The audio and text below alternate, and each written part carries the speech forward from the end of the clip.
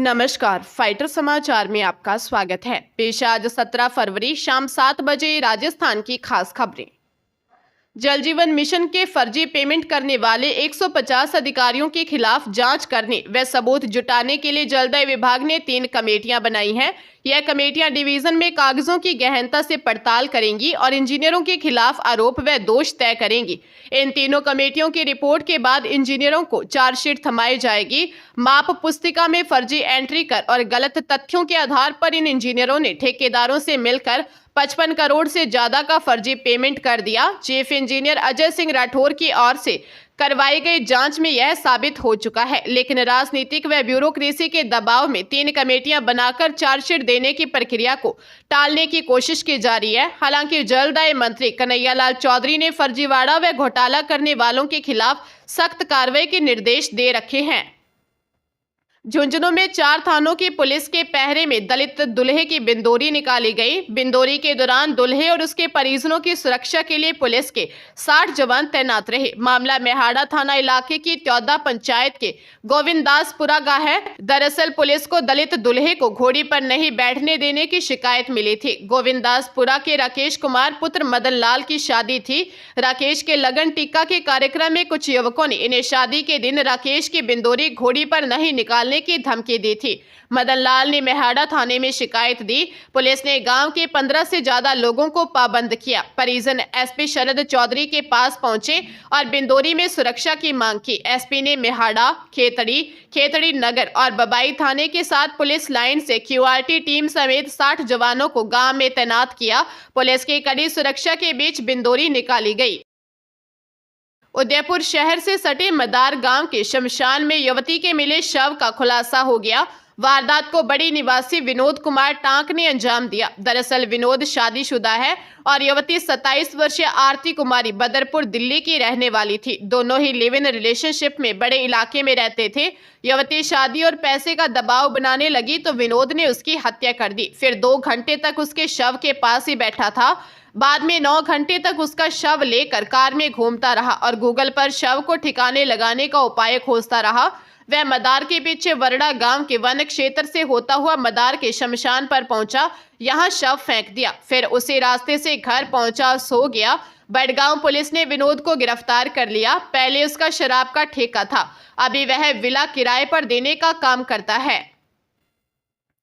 केंद्रीय पर्यटन मंत्री गजेंद्र सिंह शेखावत ने फोन टैपिंग मामले को लेकर पूर्व सीएम अशोक गहलोत पर निशाना साधा है। उन्होंने कहा, फोन टैपिंग बीजेपी की परंपरा नहीं है, यह राजस्थान के पूर्व की अशोक गहलोत सरकार की परंपरा थी।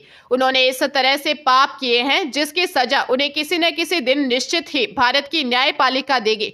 शेखावत ने कहा कि जिनके खुद के मुंह और हाथ काले हों, उन्हें दूसरों पर कालिक पोतने का अधिकार नहीं है। दिल्ली विधानसभा चुनाव के परिणाम पर केंद्रीय मंत्री ने कहा, कांग्रेस के लिए वहां खाता न खुलना कोई पहली घटना नहीं है। पिछले कई चुनाव में यदि राजस्थान को छोड़कर देख लीजिए, हर जगह उन्होंने 0-0 मार्क किया है। शेखावत सीकर के बीजेपी कार्यालय में प्रबुद्धजनों की संगोष्ठी को संबोधित करने पहुंचे थे। अरविंद केजरीवाल को लेकर शेखावत ने कहा कि केजरीवाल ईमानदार और स्वच्छ प्रशासन देने का लबादा ओढ़कर दिल्ली की जनता के पास में गए थे। कोटा के अनंतपुरा थाना क्षेत्र में युवक की हत्या का मामला सामने आया है। युवक के पास ही के कमरे में रहने वाले साथी ने घटना को अंजाम दिया। चिल्लाने की आवाज सुन पास रहने वाला युवक आकाश पहुंचा, जिसने युवक को गंभीर हालत में निजी अस्पताल में भर्ती करवाया, जहां डॉक्टरों ने उसे मृत घोषित कर दिया। थानाधिकारी भूपेंद्र सिंह ने बताया कि दोनों ही युवक एक साथ गुटखा फैक्ट्री में काम करते थे। दोनों ही यूपी के रहने वाले हैं। आरोपी को डिटेन कर लिया है। मामले की जांच की जा रही है। एएसआई कुंदन सिंह ने बताया कि मृतक 25 वर्षीय मनोज यूपी की हरदोई का रहने वाला था, जो कि कोटा में रहकर मजदूरी करता था। रोड नंबर 5 पर गुटखा फैक्ट्री में युवक काम करता था। शराब के नशे में साथ काम करने वाले युवक 23 वर्षीय विशाल ने हमला कर उसकी हत्या कर दी। पुलिस आरोपी से पूछताछ कर रही है। साइबर ठगों ने भारतीय दूरसंचार प्राधिकरण सेवा के रिकॉर्ड किए हुए संदेश से ठगी का नया तरीका निकाला है। संदेश में दूसरे व्यक्तियों द्वारा फोन रिकॉर्ड करना बताकर उसे बंद करने की कहते हैं। आखिर में ग्राहक सेवा से संपर्क करने के लिए 9 अंक दबाने की कहा जाता है। लोग झांसे में आकर दबा देते हैं। इसके बाद बैंक खाते से रुपए निकल जाते हैं।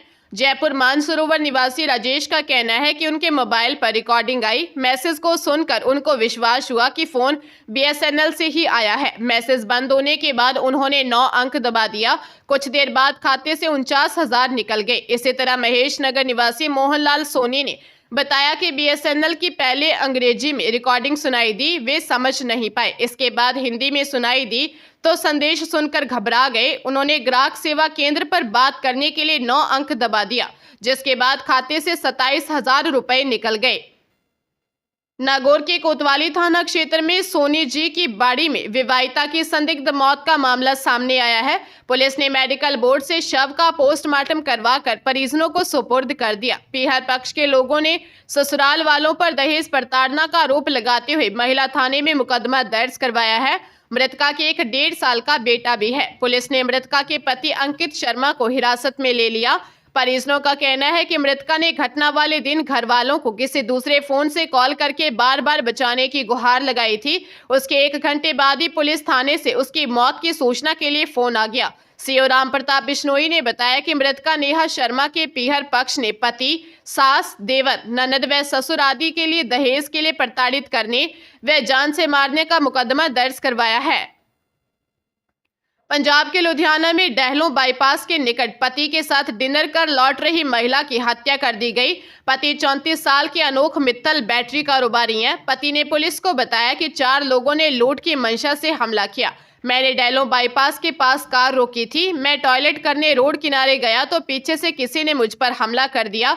फिर मुझे कुछ सूंघाकर बेहोश कर दिया। 10 मिनट बाद होश आया तो देखा कि पत्नी 32 वर्षीय लिप्सी मित्तल अचेत पड़ी है। लुटेरे मेरी कार, मोबाइल वगैरह लूटकर भाग चुके थे। पति के बयान पर पुलिस ने पहले लूट के एंगल से जांच शुरू की।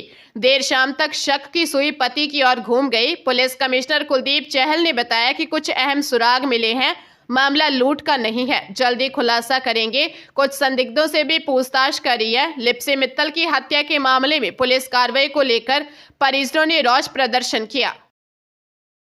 हरियाणा के जींद में सुअरों को लेकर हुए झगड़े में छोटे भाई ने अपने बेटों और भांजों के साथ मिलकर बड़े भाई की हत्या कर दी। घटना भिवानी रोड रेलवे पुल की है। घटना के बाद परिजनों ने जींद रोहतक रोड पर जाम लगा दिया और आरोपियों की गिरफ्तारी की मांग की। सूचना मिलने के बाद शहर थाना पुलिस मौके पर पहुंची और मृतक के परिजनों को समझाने के बाद जाम खुलवाया। पुलिस ने मृतक के भतीजे की शिकायत पर मामला दर्ज कर जांच शुरू कर दी है। भिवानी रोड पर रहने वाले कैलाश ने बताया कि वह 5 भाई और 3 बहनें हैं। उसके पिता 40 वर्षीय राम मेहर उर्फ रामा और चाचा सोनू सुअर पालने का काम करते थे। दोनों के बीच ग्राहकों को लेकर झगड़ा होता था। सोनू के साथ रामा का ग्राहकों को लेकर झगड़ा हुआ था। इसके बाद सोनू ने अपने बेटों और भांजे के साथ मिलकर बड़े भाई रामा की हत्या कर दी। पुलिस हत्या के आरोपियों की तलाश कर रही है। राजधानी जयपुर में सिंधी कैंप बस स्टैंड पर चोरों ने एक महिला के बैग में रखा जेवर से भरा पर्स चुरा लिया। इस संबंध में 52 निवासी राजकुमार माली ने सिंधी कैंप थाने में रिपोर्ट दर्ज करवाई है।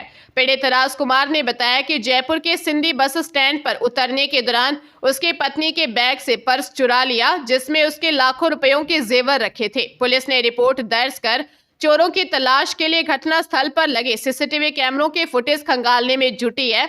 बस स्टैंड के आसपास ऐसे चोर सक्रिय हैं जो मौका पाकर ऐसी वारदात को अंजाम दे रहे हैं। जयपुर में नाबालिग लड़की से गैंगरेप का मामला सामने आया है। पड़ोसी 2 भाइयों ने अकेला पाकर नाबालिग से जबरदस्ती की। विरोध करने पर मुंह कपड़े से बंद कर दिया। कोटखावदा थाने में नाबालिग पीड़िता के पिता ने रिपोर्ट दी कि उनकी नाबालिग बेटी के साथ पड़ोसी 2 भाइयों ने गैंगरेप किया है। आरोप है कि उनकी नाबालिग बेटी को अकेला पाकर आरोपी पड़ोसी दोनों भाइयों ने पकड़ लिया। दोनों भाइयों ने बारी बारी से नाबालिग लड़की के साथ रेप किया।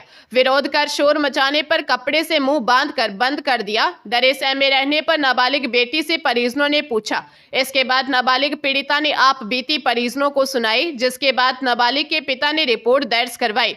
पुलिस ने गैंगरेप और पोक्सो एक्ट के तहत मामला दर्ज कर जांच शुरू कर दी है।